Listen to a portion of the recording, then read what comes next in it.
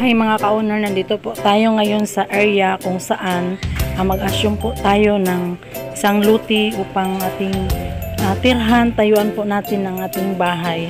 But before that ay i-flex ko lang po sa inyo ang isda namin ngayon. So yan mga ka-owner, no, epekto po ito ng bagyong Christine.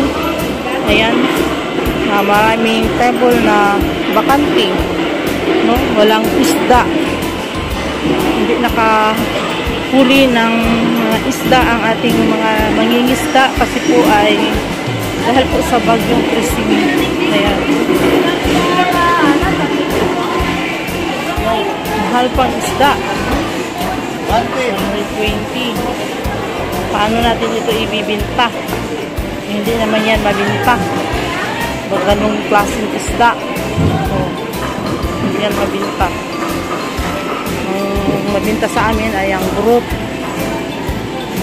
Yan, ang mamahal. So ito po, mag-prito po tayo ng talong, tortang talong, no? Mabinta din ito. Ang binta ko po dito ay 30 pesos po ang isang talong.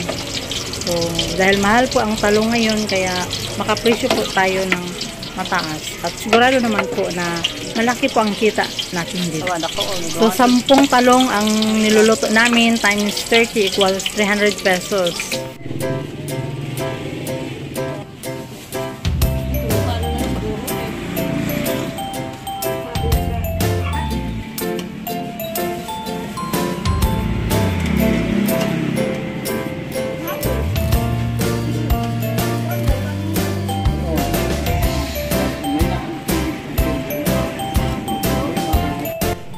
So ayan po mga ka-owner, no, wala po tayong choice kundi binili ko talaga ang isda na ganito.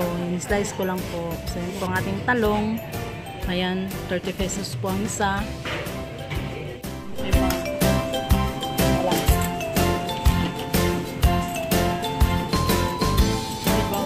60.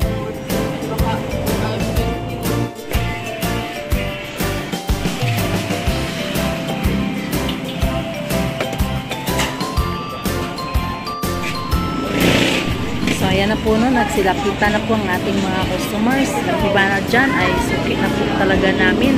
Ang iba naman dyan ay bago lang po.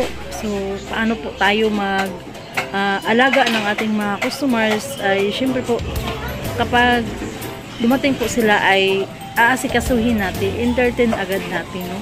Huwag nating hayaan na makatindig lang sila dyan na wala mag-entertain. At saka maging friendly po tayo sa kanila. Parang feeling natin na kaibigan na talaga natin sila kahit hindi naman po tayo kaibigan. Pero kailangan talaga kaibiganin po natin ang ating mga customers. So ayan, no, mga ka-owner, nandito po na ang ating kilawin, yung in-order po itong pinakbit.